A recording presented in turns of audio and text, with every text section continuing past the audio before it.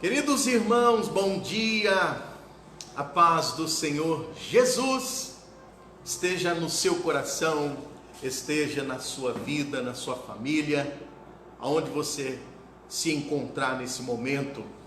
Hoje, domingo, dia 5 de abril de 2020, agora são 9h02 e você é muito bem-vindo para acompanhar conosco a nossa Escola Bíblica Dominical, esta faculdade teológica, a maior das maiores em todo o nosso Brasil e no mundo, onde tem uma igreja que preserva o carinho, o zelo e também o aprendizado da palavra de Deus.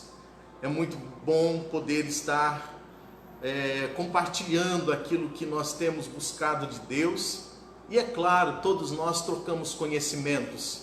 Hoje é um dia muito especial, por ser o primeiro domingo do mês e também por ser um jejum nacional. A igreja brasileira, a igreja independente da denominação, independente do ministério, da placa da igreja, há uma convocação geral em toda a nossa nação para que todo o povo de Deus venha buscar a Deus, jejuando, consagrando as vidas, e nós não podemos de forma alguma deixar que a nossa vida cristã ela venha passar sem nós nos dispormos mais em buscar a Deus. Estamos em oração também, mas isso é tudo um propósito do nosso Deus.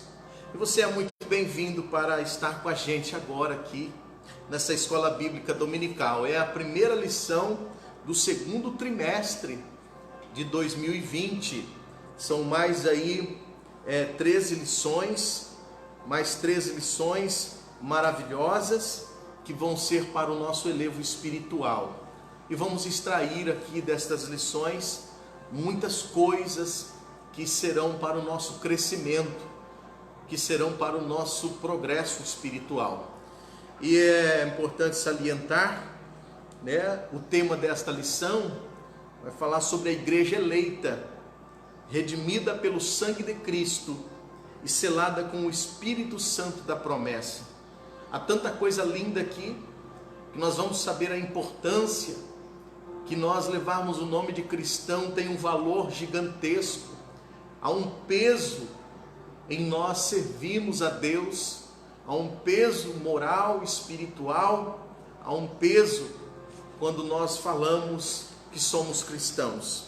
Existem valores que estão contidos quando nós falamos que somos cristãos. Então eu gostaria aqui rapidinho, nós não vamos de forma alguma nos ater citando o tema das 13 lições, apenas o tema desta primeira lição, que é a carta aos Efésios, onde Paulo vai dar a sua saudação aos destinatários. E nós vamos então aqui, o comentarista desta lição é o pastor Douglas Batista, e então nós vamos aqui estar compartilhando com os irmãos estes assuntos tão importantes, tão maravilhosos, que são para o nosso crescimento espiritual. A palavra de Deus, ela só dá vida. A palavra de Deus nunca mata o que já está morto, muito pelo contrário, ela dá vida. Porque o propósito de um Deus vivo para uma igreja viva. Então é o propósito de Deus para a igreja que vive, para o organismo vivo, que está ativo, para esse organismo da qual o cabeça é Jesus.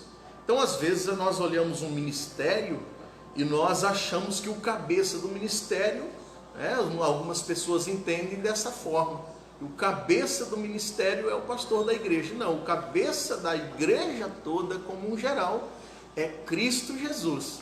Então, de um Deus vivo para uma igreja viva. Esta igreja viva é composta por crentes vivos, cristãos ativos, cristãos que estão em desenvolvimento, cristãos que estão em crescimento, cristãos que olham para o futuro, lembrando do passado, obviamente, da morte de Cristo, da ressurreição de Cristo, e olha para o futuro, para que esta igreja triunfante, ela venha a ser composta por todos os crentes que têm Cristo Jesus como cabeça, como Senhor e como Salvador, né?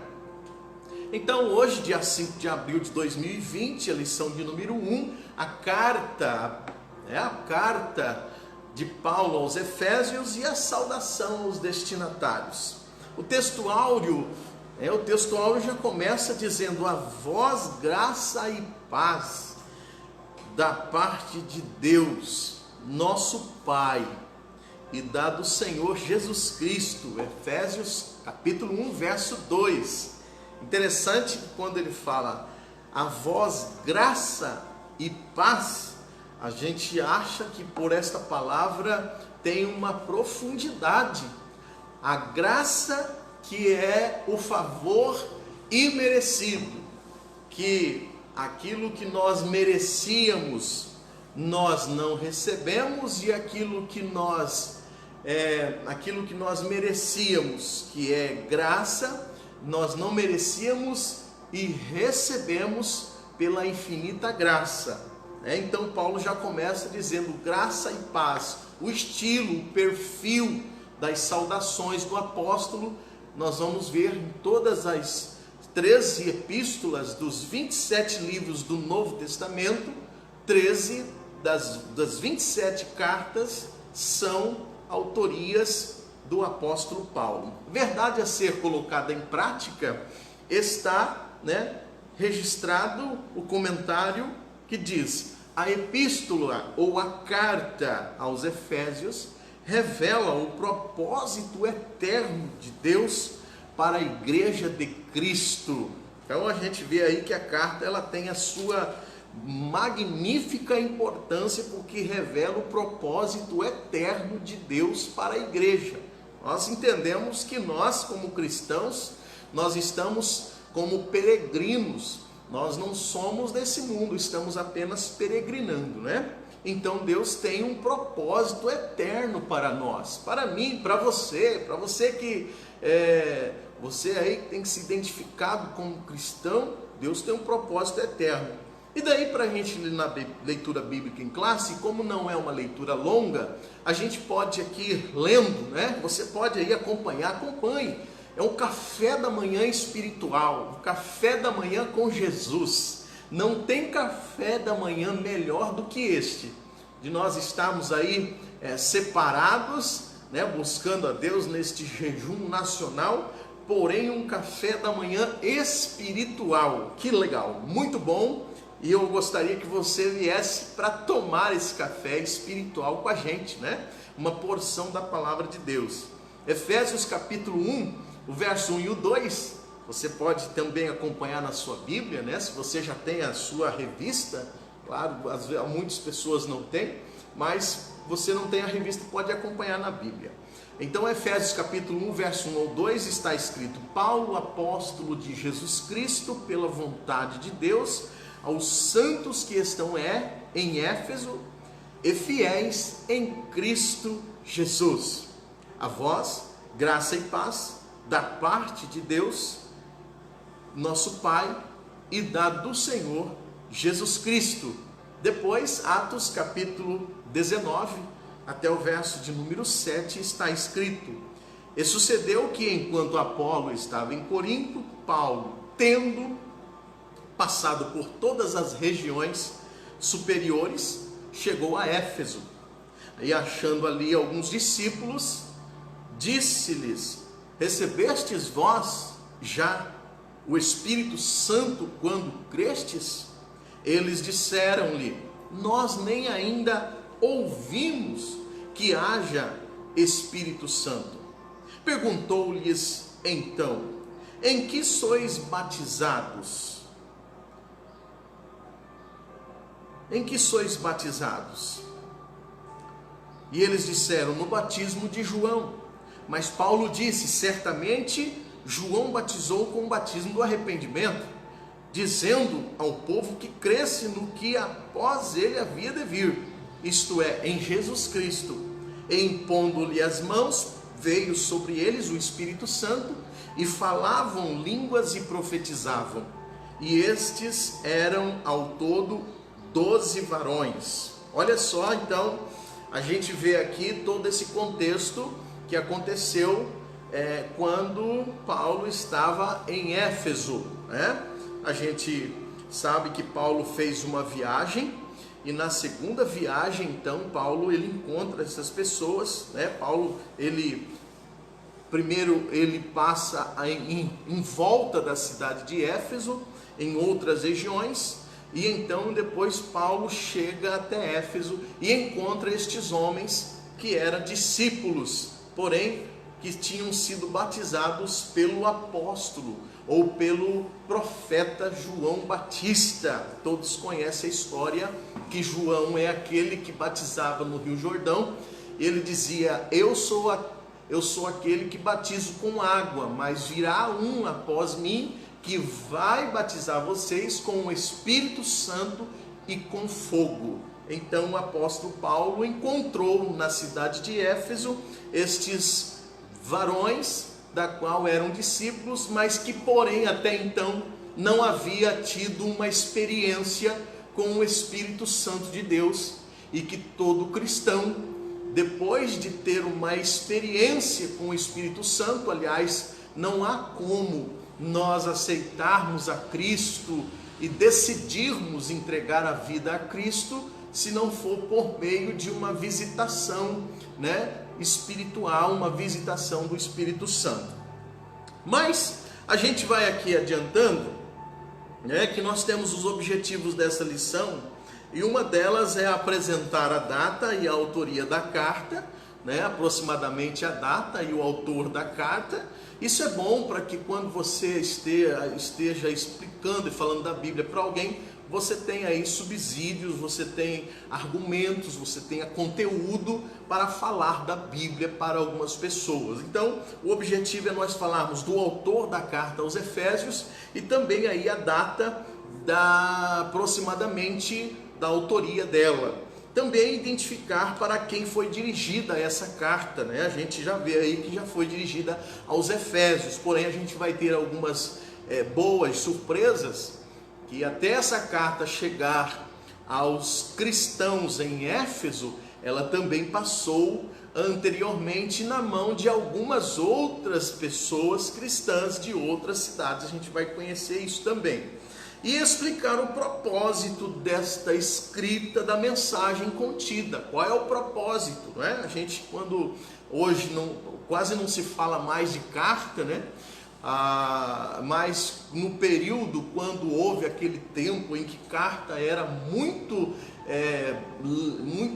enviada, né? A gente recebia, a gente mandava, então a gente sabia que quando chegava uma carta era algum parente, algum amigo, alguma pessoa de longe que estava querendo expor, que estava querendo trocar ideia, conhecimento e passar também algumas situações, né, da pessoa.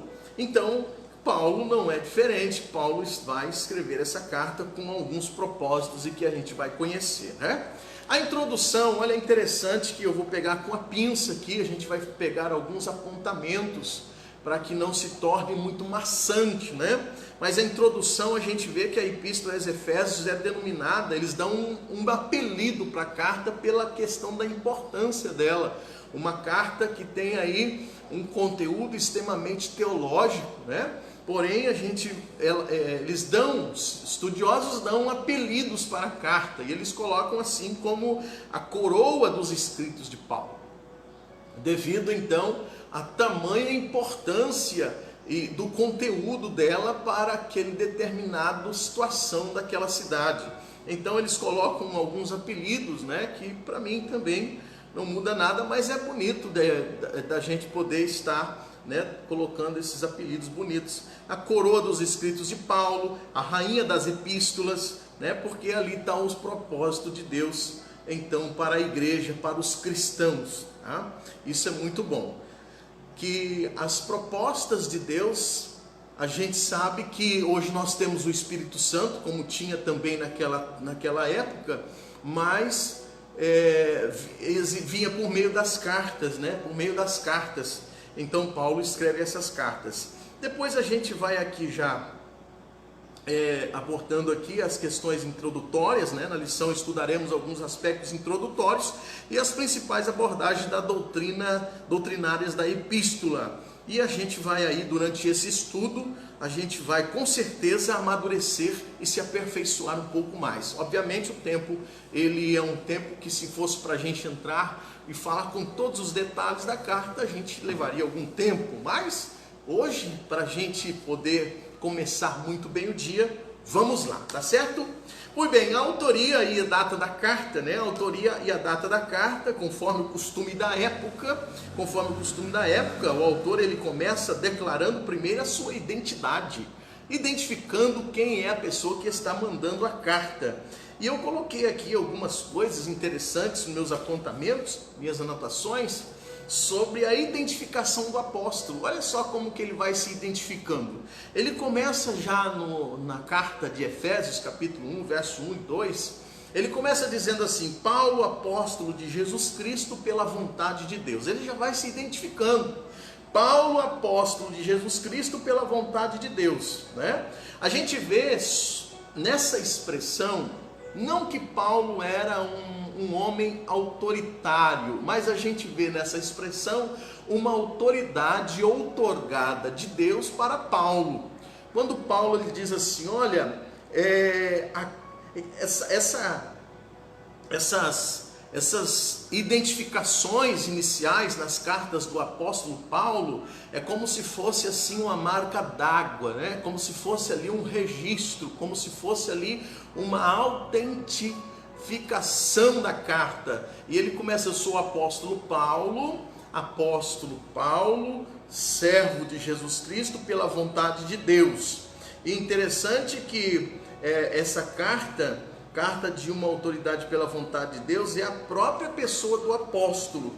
Eu vejo essa autoridade de Paulo, havia uma autoridade espiritual sobre a vida de Paulo, obviamente constituída e outorgada por Deus. Quando o apóstolo chega em Éfeso, no capítulo 19 de Atos, eu acho interessante essa passagem, 19 de Atos, e no capítulo 19, o verso 15, a autoridade que Paulo tinha e por quem Paulo era também conhecido, porque Paulo não estava apenas se identificando para pessoas na questão horizontal da vida, mas Paulo também era conhecido na questão vertical, ou nas esferas espirituais também adversárias, porque a Bíblia diz que houve ali algumas pessoas, em Atos capítulo 19, depois você pode acompanhar e ler com detalhes, e Paulo, algumas pessoas foram expulsar o espírito maligno de um homem. A Bíblia diz que algumas pessoas, ao tentar expulsar este espírito maligno, eles invocavam de forma totalmente equivocada, e primeiro, a vida dessas pessoas não estavam em plena comunhão, não estava num relacionamento, ou eles não haviam nascido novamente, haviam nascido de novo.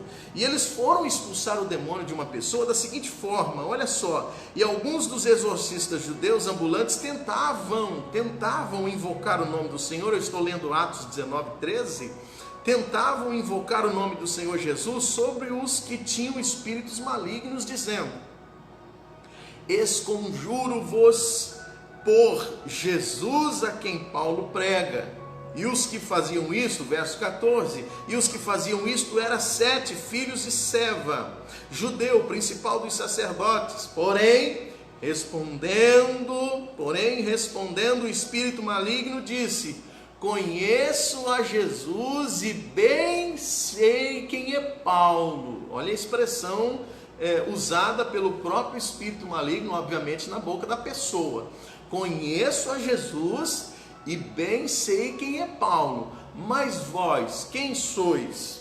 Então, aqueles homens, eles não eram conhecidos nas esferas espirituais, porque não havia da parte de Deus uma autoridade delegada a eles.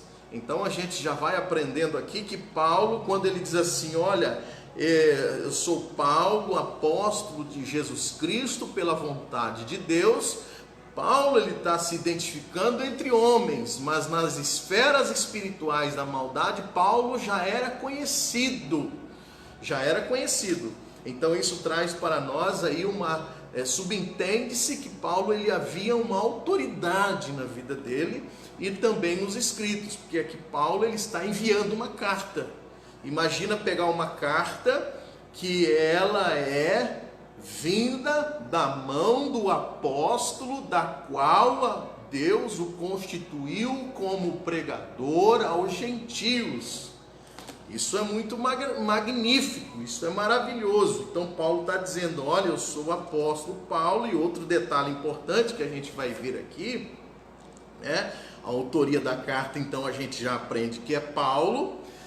Em alguns textos da Bíblia vai dizer Saulo, mas Paulo ele sempre se identificava como Paulo e não como Saulo, porque Paulo era um nome mais atípico da questão romana, e Saulo já era um nome mais na questão judaica. E Paulo e Saulo é a mesma pessoa, não existe duas personalidades aqui, é a mesma pessoa. Saulo porque foi colocado um nome em homenagem a alguns, colocam aqui provavelmente homenageando Saul, que Saul foi solicitado, que significa solicitado. E Paulo, como era descendente da tribo de Benjamim, também foi colocado o nome de Saulo, que é como se fosse Saul. Mas Paulo, ele preferia se identificar, e a gente não vai ver nenhuma outra identificação, apenas como Paulo, apóstolo de Jesus Cristo. Interessante também notar que a assinatura apostólica, nas 13 cartas do apóstolo, 13 cartas. Quando alguém perguntar para você quantas cartas o apóstolo escreveu no Novo Testamento, você já tem aí na ponta da língua, Paulo escreveu 13 cartas das 27 cartas do Novo Testamento. Dos 27 livros do Novo Testamento, 13 são atribuídas ao apóstolo Paulo. A Bíblia é composta por 66 livros, sendo 39 no Velho Testamento e 27 no Novo Testamento. E dos 27 livros, 13 é atribuída ao apóstolo São Paulo. Então isso é muito importante a gente saber, é importante a gente ter esse conhecimento. E a gente também vai notando aqui que Paulo se identifica pela vontade de Deus, isto é, não foi escolhido por homens, não foi homens que escolheram a Paulo. Paulo foi um homem escolhido e separado pelo próprio Deus. O próprio Deus o separou, pela vontade de Deus e não pela vontade dos homens. Então, a gente já aprende aí então que a carta ela foi escrita por Paulo, autoria de Paulo, e que esta carta tem aí a sua autoridade espiritual, escrita por homem, porém na vontade de Deus. Alguém já falou para você assim, eu vou acreditar na Bíblia? A Bíblia é um livro escrito por homens. A gente vê tantas pessoas falando isso, pessoas que não têm sequer uma sensibilidade para entender as coisas de Deus.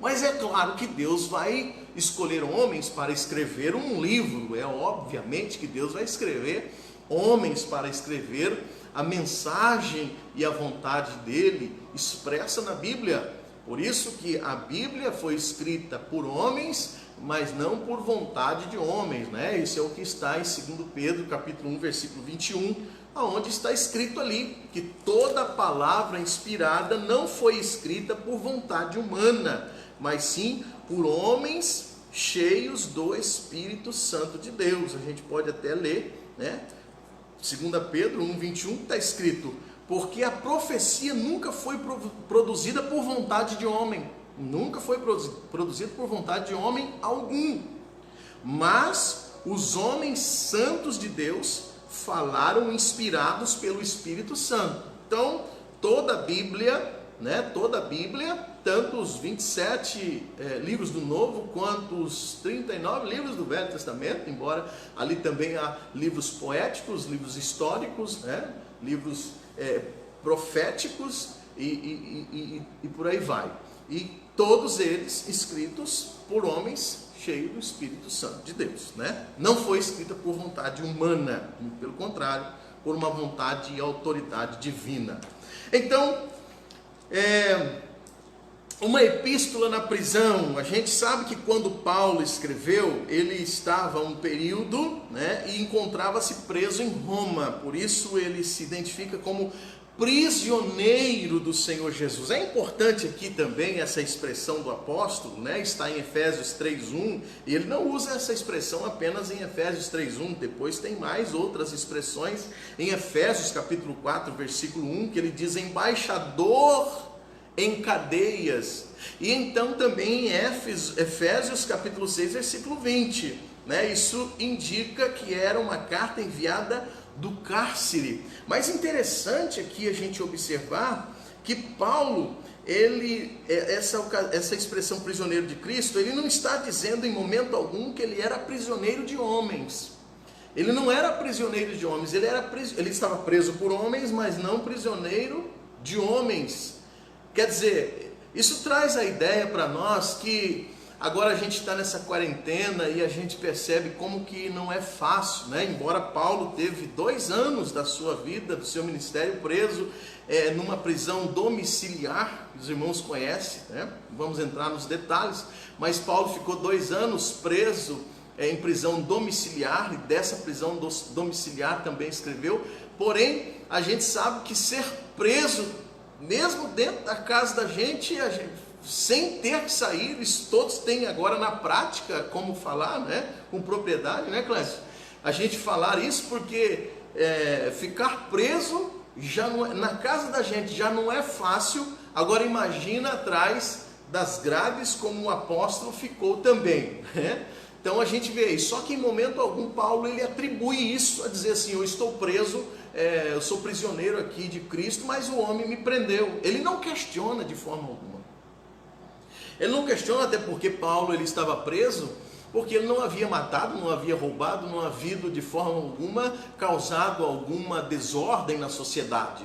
A causa que levou Paulo a estar preso foi a questão de pregar o Evangelho de Jesus Cristo, e que alguns judeus que eram extremamente zelosos pela tradição judaica entraram com algumas ações, e Paulo então foi preso por estas questões, mas não por vândalos. Por isso que eu sempre digo aqui que a igreja de Cristo na face da terra, ela prega o Evangelho, e o Evangelho ele causa nas pessoas um certo, digamos assim, uma certa rejeição. Por quê? Porque para tirar o homem do pecado, isso vai causar alguns desconfortos.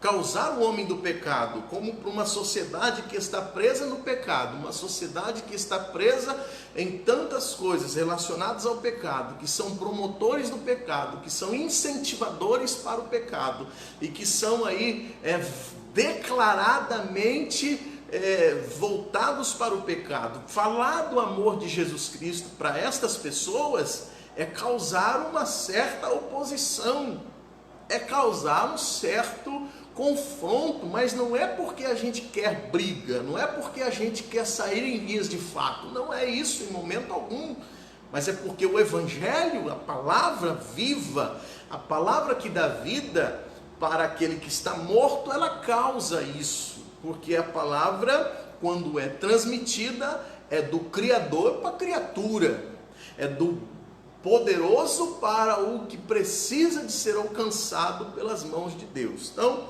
Paulo estava preso por estas questões aí que a gente precisa falar, né? Então, Paulo estava preso, né, nessa ocasião aqui. E a data, mais ou menos a data aqui, né, de acordo com Atos, após realizar 3 viagens missionárias e implantar igrejas na região mediterrânea, Paulo esteve em prisão domiciliar, como já vi, por cerca de 2 anos, entre 60 e 62 depois de Cristo, aproximadamente. A partir então dessa premissa, a data provável da redação da epístola aos Efésios ocorreu por volta de 61 ou 62 anos depois de Cristo. E o que foi o portador, como Paulo estava preso, precisava de alguém para então ser o portador da carta, e aqui a Bíblia relata que era Tíquico. Você pode ler a carta em Efésios em poucos minutos. Ontem eu meditei na carta toda, nos 6 capítulos da carta aos Efésios, e lendo compassadamente você vai ali abrir um entendimento e entender a visão panorâmica da carta, que ela é muito construtiva para o nosso elevo espiritual, tá? Muito bom, é que você acompanhe aí, tá bom? Então a gente já viu a autoria, que é Paulo, a data que a gente já falou, 61 e 62 após a morte e ressurreição de Cristo, e a gente viu os detalhes aí da carta, né? Os conteúdos e as identificações da carta, uma carta que foi escrita pelo apóstolo. Agora a gente vai para os destinatários. Interessante que você nunca, jamais, quem que vai escrever uma carta e não colocar os destinatários, porém a Bíblia não é diferente. Destinatários, a cidade de Éfeso, fundada aí 1050 a.C. É interessante a gente salientar, é importante a gente fazer essa colocação, que a carta aos Efésios, ela é de uma riqueza já logo nos primeiros versículos da palavra, nos primeiros versículos da carta aos Efésios, quando a gente vai ler a carta aos Efésios, que há ali algumas riquezas e algumas posses para os que estão em Cristo Jesus. É interessante a gente poder observar isso, que na carta, quem faz ali a leitura da carta, é bem claro que já nos primeiros versículos da carta, a Bíblia fala que bendito, já no versículo 3, depois da identificação, Paulo diz: bendito o Deus e Pai de nosso Senhor Jesus Cristo, a qual nos abençoou com todas as bênçãos espirituais nos lugares celestiais. Então veja bem, a carta começa a ir nos trazendo as riquezas que nós adquirimos só de servir a Deus, já de cara. E a gente vê ali que primeiro começa com a bênção do Pai, do capítulo 1 ao versículo 16, a gente vai ver ali, Ele nos escolheu, a bênção do Pai, Ele nos escolheu, nós aceitamos a Cristo pela pregação do Evangelho, o Espírito Santo nos convenceu que nós éramos pecadores, o Espírito Santo nos levou para um confronto, obviamente, né? O Espírito Santo fez nós nos avaliarmos, e o Espírito Santo nos convenceu que nós éramos pecadores.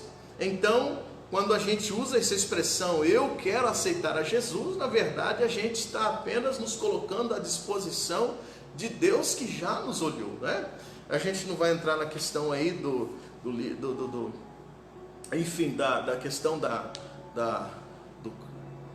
do calvinismo e do arminianismo, mas é assim o Evangelho na prática, né?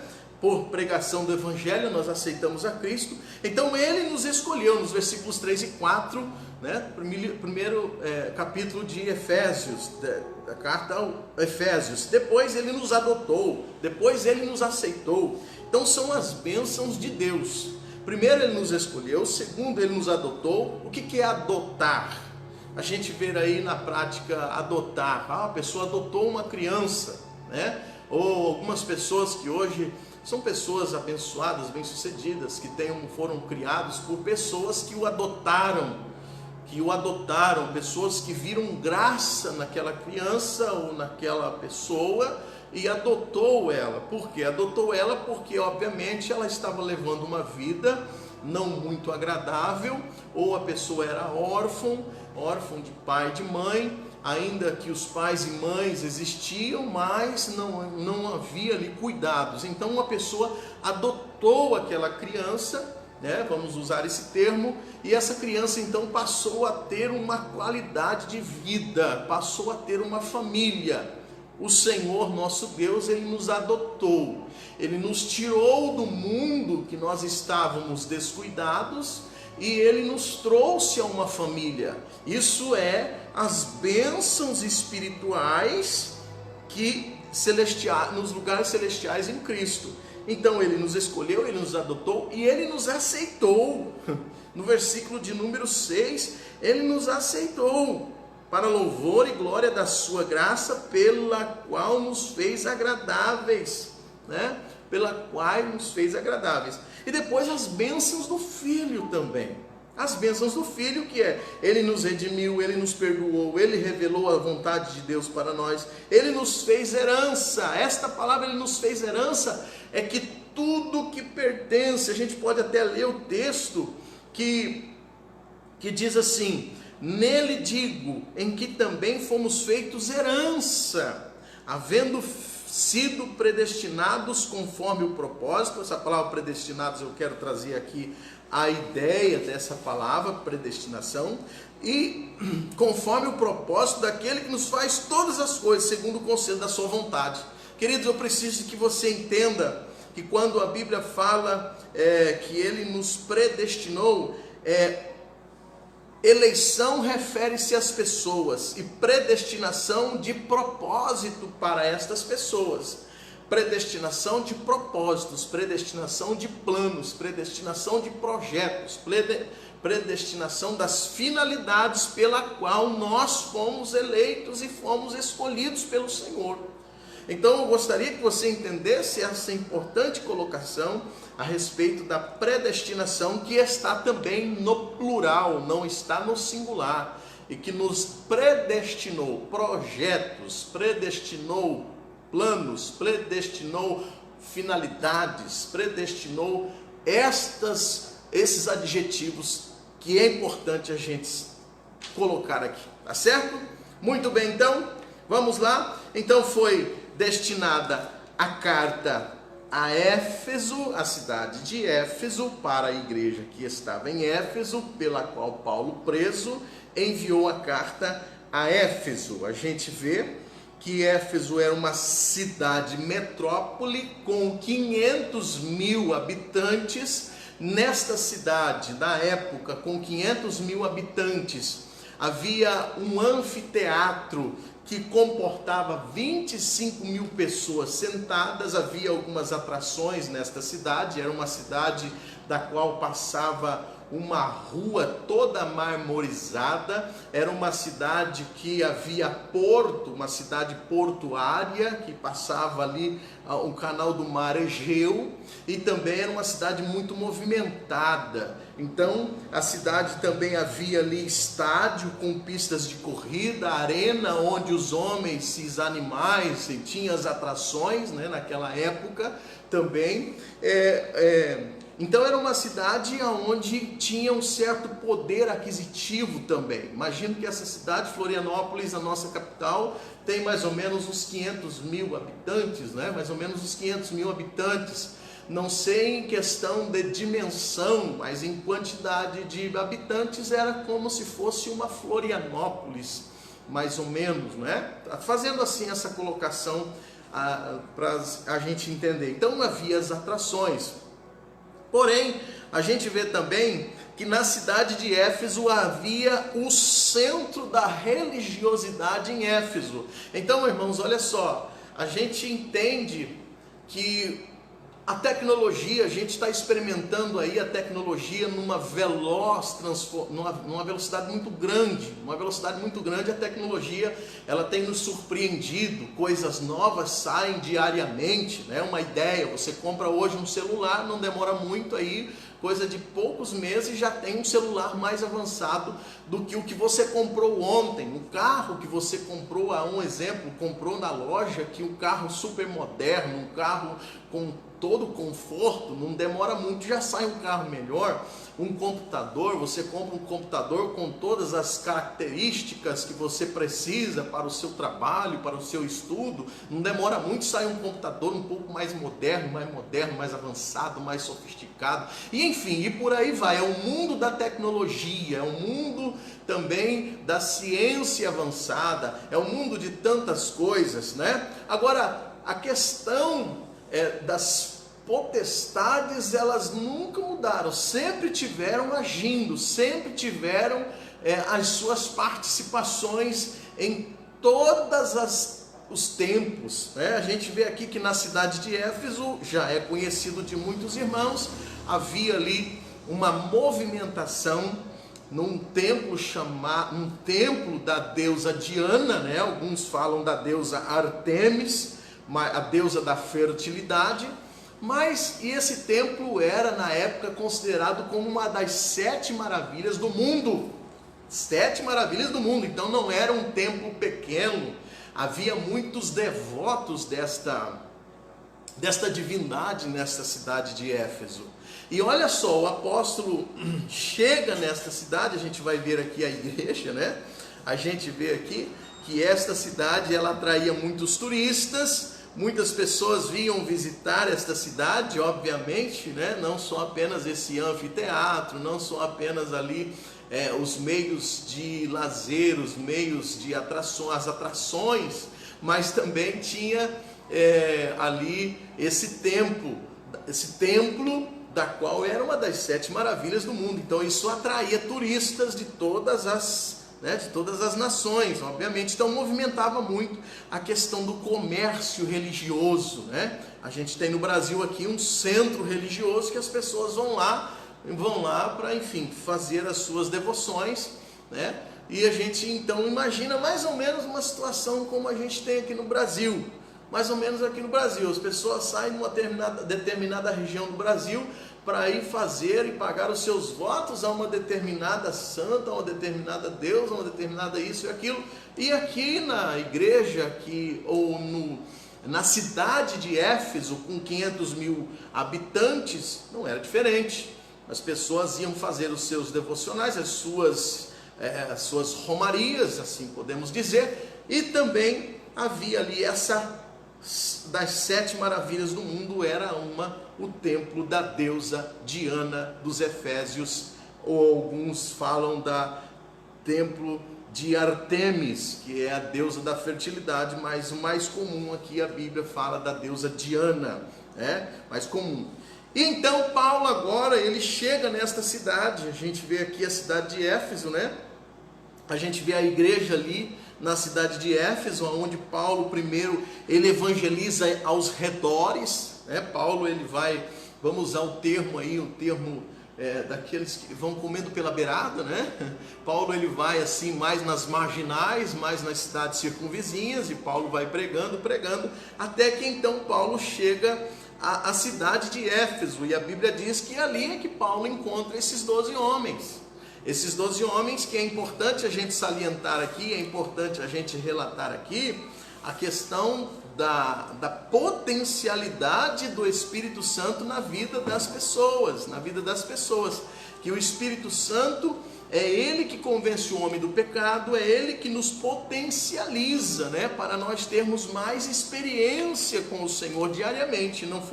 Não é uma experiência apenas de um momento, mas uma experiência diária.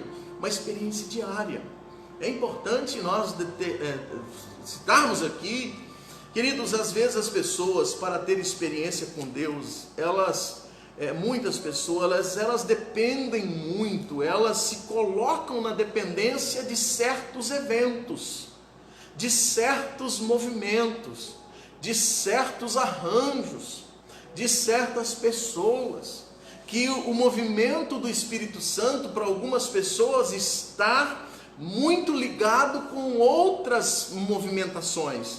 Porém a Bíblia fala para nós que o Espírito Santo de Deus,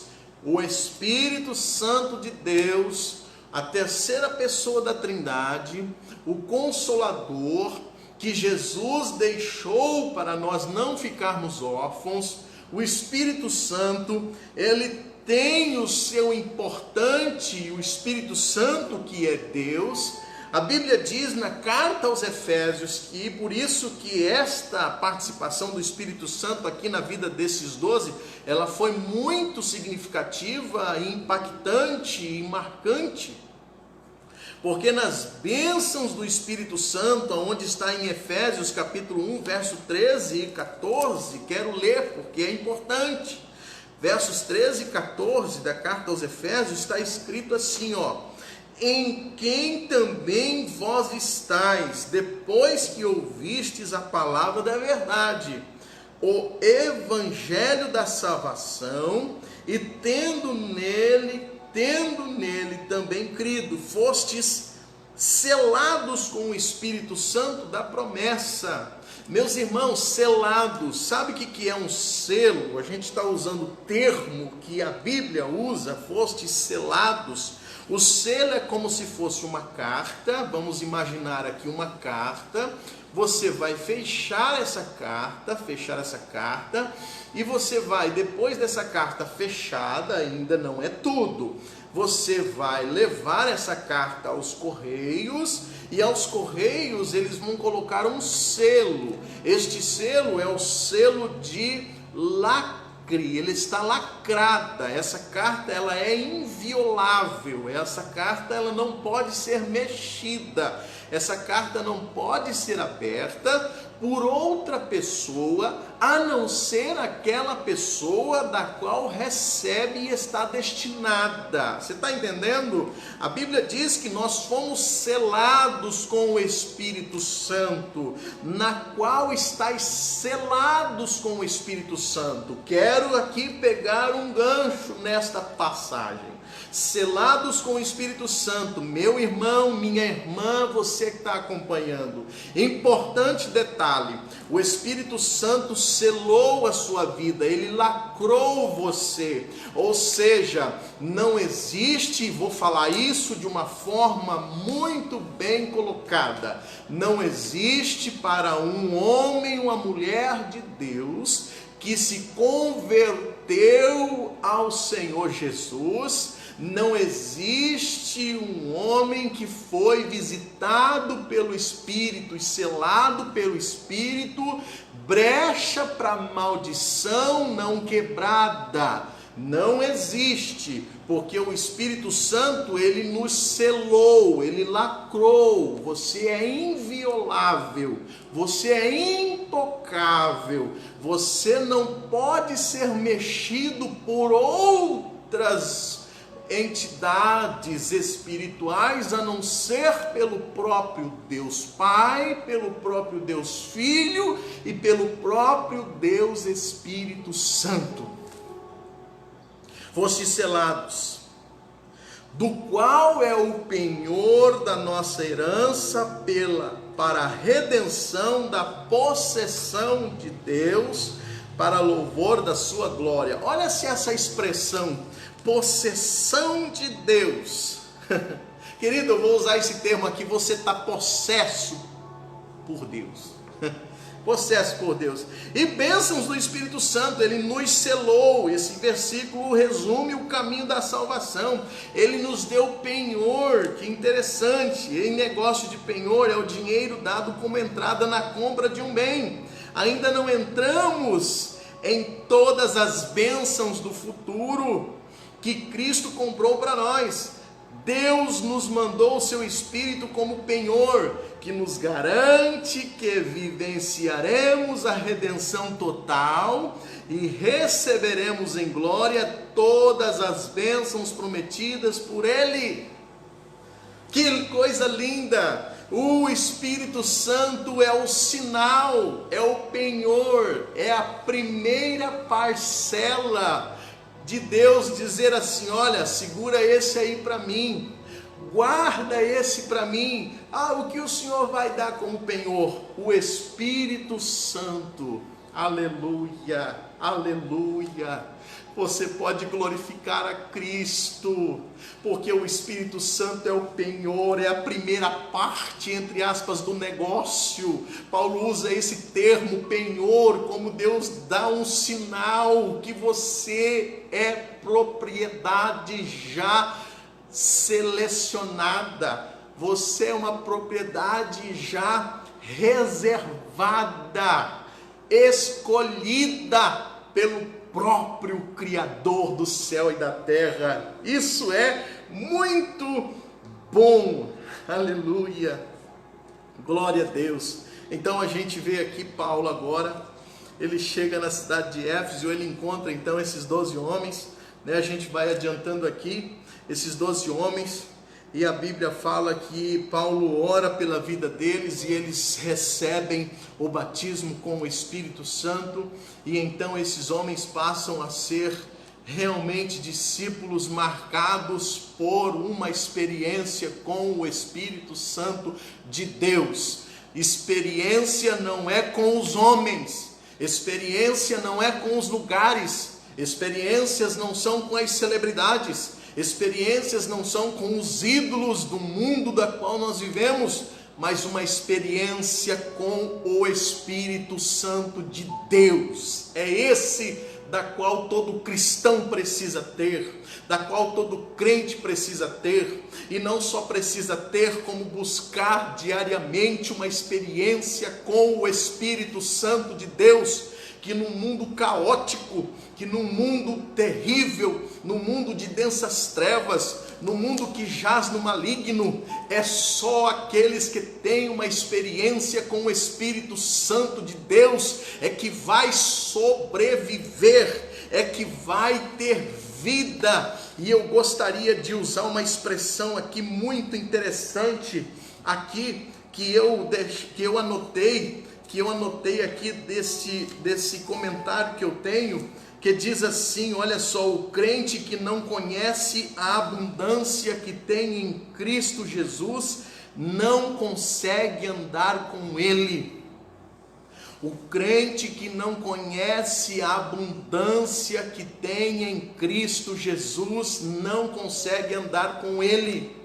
Queridos, a abundância de maravilhas que vem e que tem em Cristo Jesus não me deixa divorciar desta aliança, deste pacto que foi feito com Cristo no dia que eu levantei a minha mão e o aceitei como meu Salvador, porque eu sei que há riquezas do meu Cristo vivo, destas bênçãos espirituais.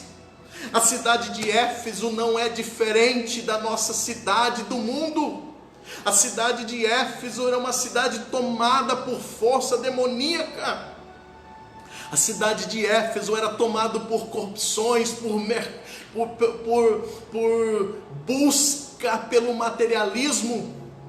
Paulo começou a pregar o Evangelho e a Bíblia diz que muitas pessoas se converteram a ponto dos ourives, dos que faziam nichos, dos que faziam as suas capelas, dos que viviam da idolatria, da imoralidade, dos que estavam promovendo a idolatria, promovendo a imoralidade, promovendo as bebedices. Eles começaram a abandonar as suas vidas devotas a ídolos, a deusa Diana, a ponto dos ourives se movimentar e fazer um mutirão e fazer ali uma manifestação para que Paulo fosse preso e para que Paulo fosse morto. Alguém chegou em Paulo e disse: Paulo, foge, porque estão bravos contigo. Por quê? Porque o Evangelho de Jesus Cristo está alcançando muitas vidas e está falindo o império da idolatria, e está falindo o império do mal, e está falindo o império da corrupção, do pecado e da imoralidade. pois esta é a palavra que eu, pela palavra de Deus, profetizo para o nosso Brasil, que a movimentação da igreja aqui na nossa nação venha falir o império do pecado, o império da imoralidade, o império da prostituição, o império da pedofilia, o império das drogas, venha falir o império da corrupção, que venha falir o império da apostasia, do pecado, da promotoria ao pecado.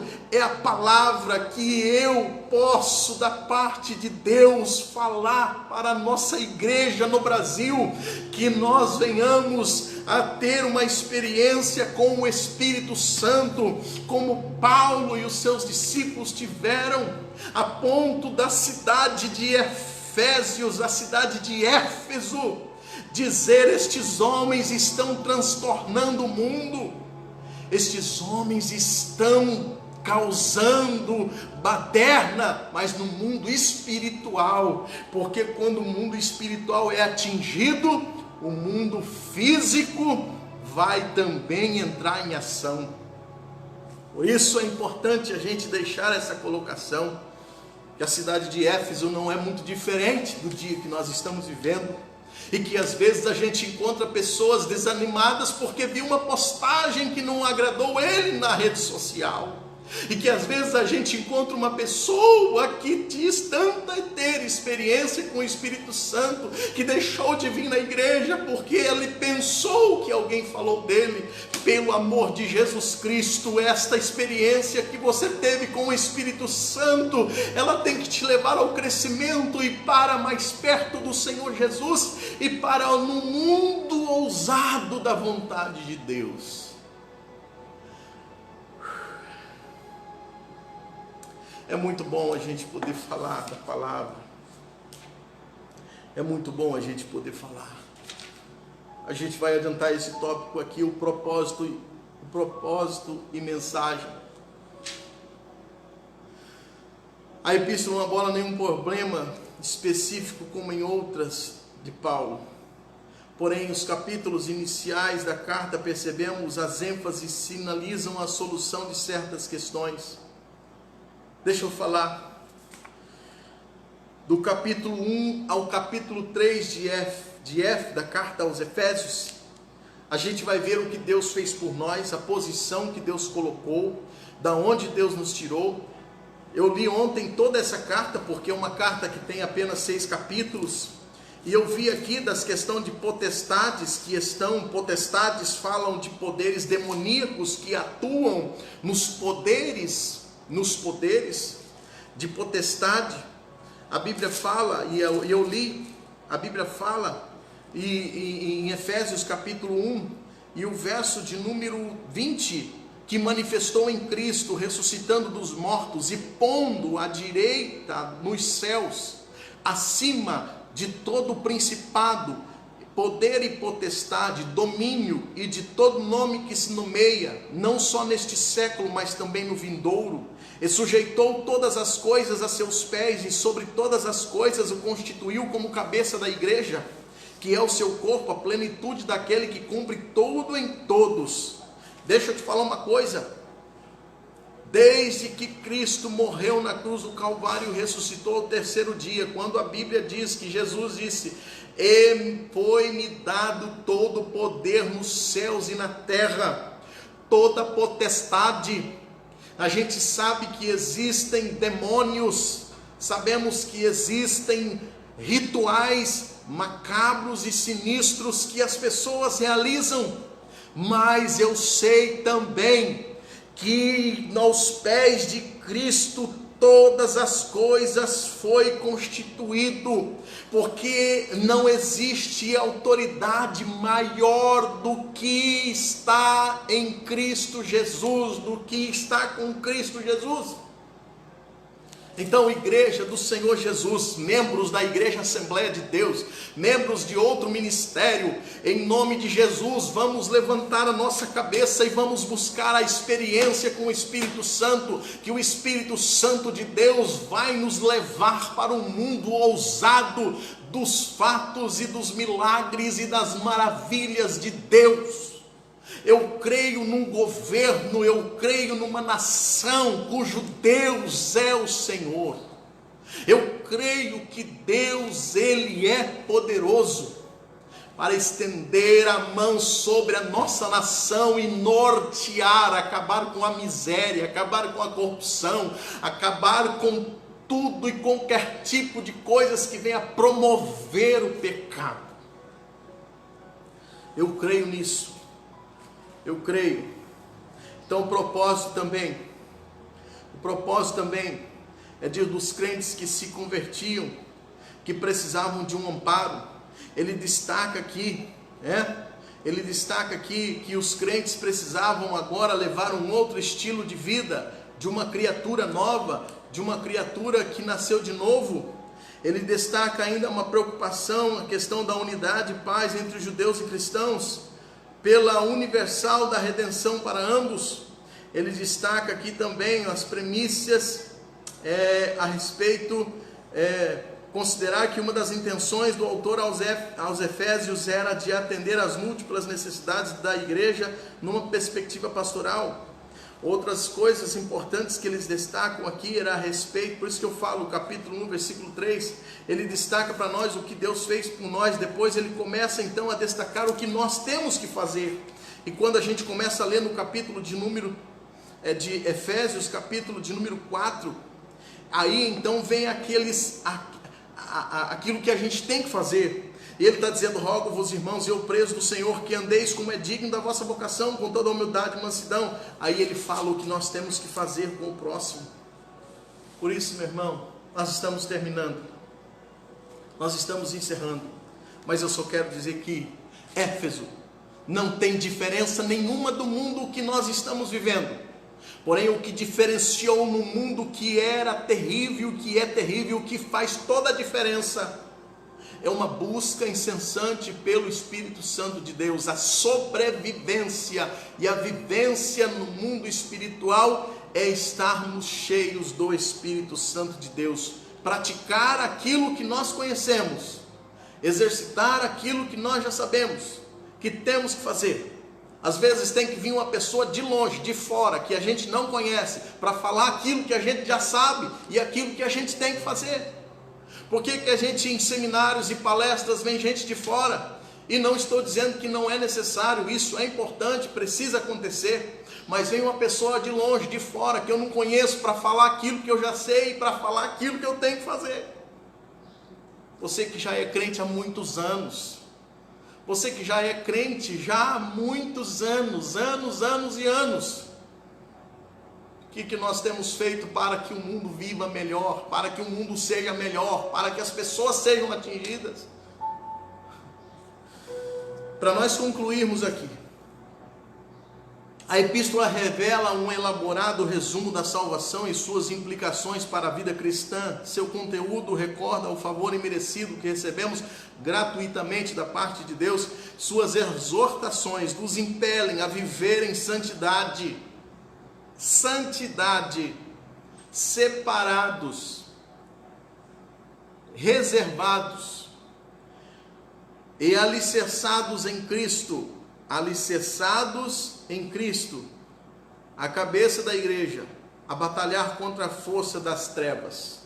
Meus irmãos em Cristo Jesus, todos nós vamos fazer a nossa parte, mas eu gostaria que é muito bom pedir avivamento quando todos buscam avivamento. Que Deus em Cristo abençoe a sua vida. Hoje à noite nós teremos o nosso culto aqui e nós vamos continuar neste jejum nacional.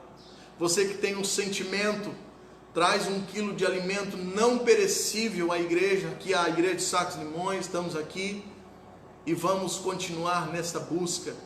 A nossa igreja sede, o nosso presidente, pastor Josué Cipriano, juntamente com os demais pastores e toda a de Floripa, está em oração. Vamos orar, que é muito bom. Deus abençoe você e sua família, em nome de Jesus. Muito obrigado, fique com Deus, um ótimo domingo, e à noite nós vamos estar aqui. Que Deus abençoe a sua vida, que Deus abençoe a sua família. Deus abençoe.